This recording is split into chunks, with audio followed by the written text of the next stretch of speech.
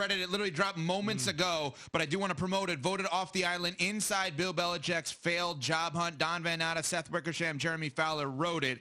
So I'm going to ask a big picture question on this since none of us have read this yet, Lou. Yeah. Can you explain weeks later, months later, why Bill Belichick doesn't have a job in the NFL? Look, I'm paraphrasing. Albert Breer put a tweet out. I don't know how recent it was, but I saw it.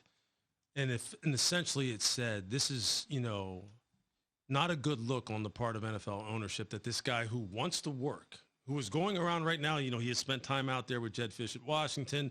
He was at Nebraska with Matt Rule, basically conducting what essentially I would imagine amounts to like a free football clinic for these guys. And Matt Rule is talking about the fact that Bill Belichick, like he was embarrassed about the fact that this guy knows so much that they were all sitting there like, can you believe this? We're actually being taught by this man, in the springtime, downloading all of his knowledge, but he wasn't good enough to get an NFL head coaching job. Now, I know a lot of people will throw out the whole culture issue and how things were in New England. The Patriot way was Tom Brady, and it wasn't Bill, and that, Bill was hard to work with, et cetera, all those different things. But as someone who played for him, and I can also attest to the fact that it wasn't always easy, his knowledge is so far above and beyond the game compared to so many others that really right now, where I would turn my attention to are the people who are doing the hiring and what kind of questions are actually being asked of a guy like this. Or are you intimidated by the fact that you don't know anything that he hasn't already seen? So then it just becomes, well, do I really just want to be around him? Does he really have the personality that I really want to be around? Is he someone who, to me, makes me feel good about owning my football team? Because otherwise, cannot be a competency issue. It's not. We all know that. And I think right now it's just interesting that all these stories that just keep coming out about him, whether it be good or bad. But essentially what it is it's just shock that he's not involved in the NFL right now. And as we were just saying before we came on here, it's weird to me the fact that Nick Saban isn't associated with college football. For whatever reason you believe he walked away, and Bill isn't associated with the NFL. That is sad to me because these guys are titans. They're pillars. They're people who changed the game.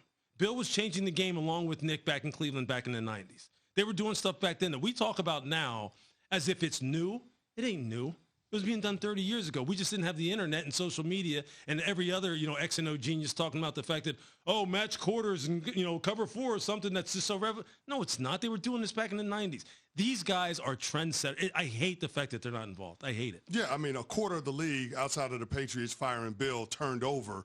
And he didn't have a job. And then you could point to a handful of other jobs where Bill Belichick represents a clear and obvious upgrade. One of those places was the Dallas Cowboys after another failed postseason, coming up short, getting smoked at home against the Green Bay Packers. Now, they said they're going all in this offseason, yet they haven't really made a whole lot of moves to suggest that. You've got CeeDee Lamb and Micah Parsons not showing up for offseason workouts. The Dak Prescott contract negotiation saga. How concerned should people in Dallas be about the state of the Cowboys and what kind of team they're going to have this upcoming year?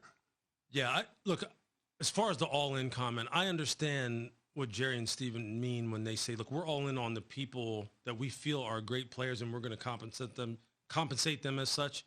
And look, every team ideally wants to be able to draft somebody and then when their contracts come up, retain them and pay them at market, above market, because that means that you pick the right guys. So look, CD deserves his, Dak deserves his, Micah, look, I get it. And we all, and I do understand why they're kind of like playing around with the words here a little bit about being all in on those guys. Well, okay, that's cool. But the fact is your team as presently constructed, let's just say at the end of last year, wasn't good enough. Okay, and you're saying when you say all in, you know that everyone else is kind of interpreting that as meaning you're doing whatever it takes to get over the hump. Not to just get there, but to get over it. And right now, Chris, they're worse this year than they were last year. Agreed. They're worse. They have one true starter on the offensive line, and they don't have really a running game. There is no – look, quite honestly, I think as they sit right now, they're in trouble. They're in trouble. They're not going to win the division. They ain't even going to come close to winning the division as the roster presently is constructed. Yeah. Because the team that knocked them out, Green Bay's gotten better. They've gotten better. Chicago's gotten better. Detroit's going to be better. The Giants, if they get the quarterback situation right, is going to be better. Washington. Minnesota's going to be better. They all are. Yep. Dallas could be in trouble. There's still time. But now what has happened is their margin for error is like slim and none. They better nail the draft and they better knock it out the park. And these guys better contribute, a la like 2 years ago when the Chiefs had all the young cats in the secondary, when they beat Philly in the Super Bowl, when Brett Veach should have been GM of the year. Jerry better be GM of the year this year in the draft. Simple as that.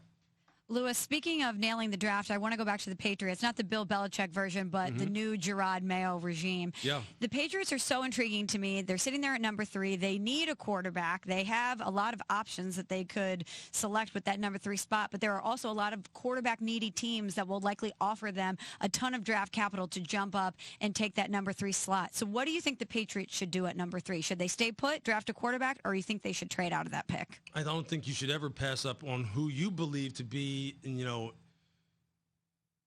whoever you believe to be who could possibly be a franchise quarterback. So look, whether or not we believe Drake May is someone who is deserving of being the number 3 overall pick, if they believe it, if Elliott Wolf believes that, if Gerard Mayo believes that, if the Kraft family believes it, then take him.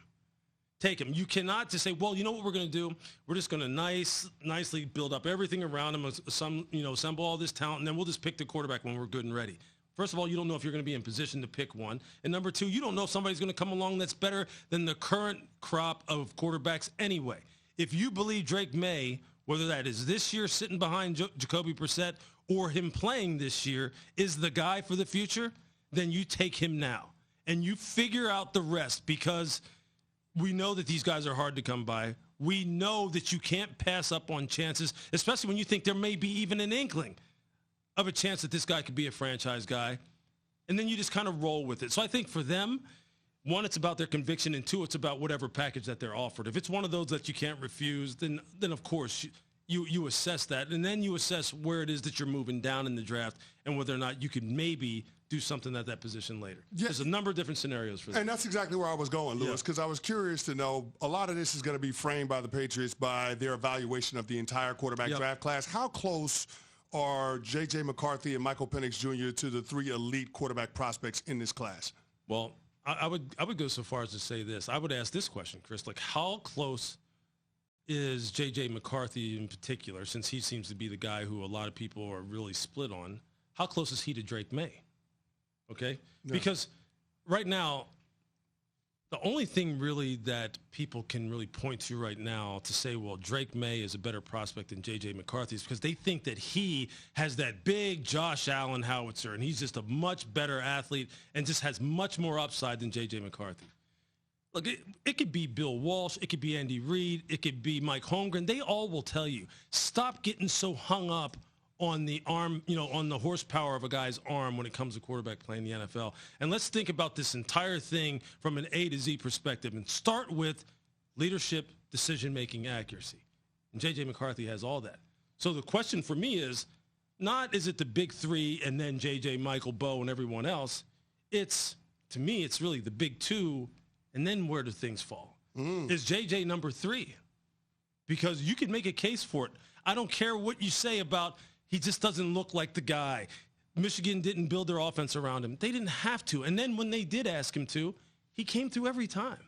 I could pull out 10 throws just like you can pull out 10 throws of Drake May and make him look like Josh Allen.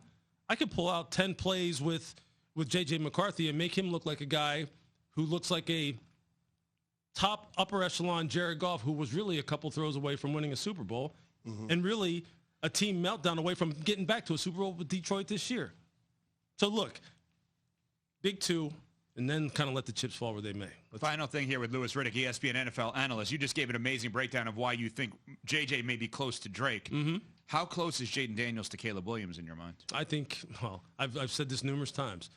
It's kind of like last year. Look, I thought C.J. Stroud, if I was picking, I would have taken him over Bryce. We went back and forth on that last year. Everyone got enamored with the out-of-structure ability of Bryce Young, which is obviously something everyone in the NFL wants. Yesterday I said, look, Caleb can do certain things as far as throwing the football from different platforms that look very, very similar to what 15 does from Kansas City. No doubt. And we all know who that is in Patrick Mahomes. Jaden Daniels has repeatable throwing mechanics that look the same every time from the pocket. It's beautiful. It's textbook. And he can throw out of structure, and he can throw off platform, and he can rip you for 90 yards running the football.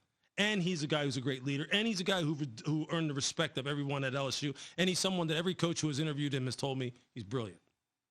I'm taking him number 1. That's who I would pick. If I was Chicago, I take him first. Can I ask a crazy follow-up on this? I know I said last thing.